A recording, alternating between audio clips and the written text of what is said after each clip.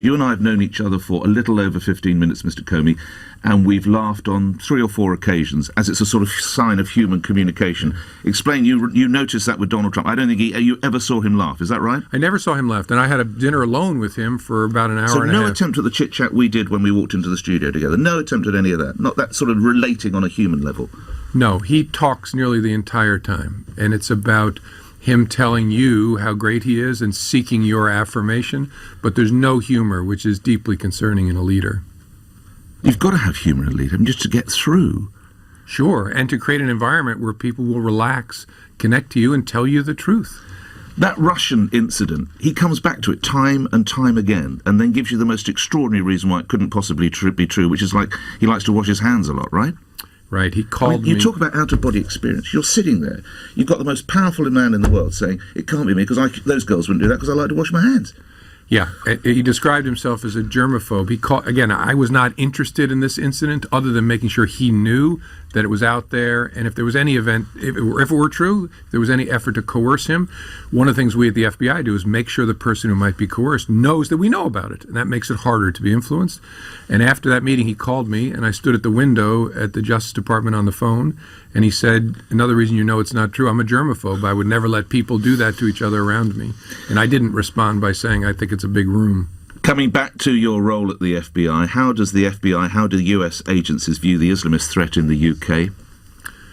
Similarly to the way we view it in the United States, less of a threat in the States, just given the nature of the population and how hard it is for people to move back and forth to the Middle East.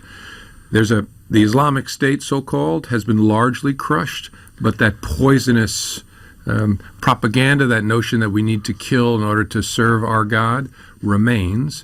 And one of the closest relationships we had in the United States was FBI to MI5, sharing with each other information to try and track these people. Very hard to find needles in a haystack. Okay. Your country's been making some horrific headlines globally for its treatment of people on the Mexican and Texan border. I know you've spoken about this, but you see it as a stain on the US, do you not? I do. It's a shameful thing. If there's any good in it, I think it may be awakening the American people to the way in which our values are being affected by the leadership of this president. But weren't 62.9 million people awoken back in 2016, Mr. Comey, when they decided to vote for Trump?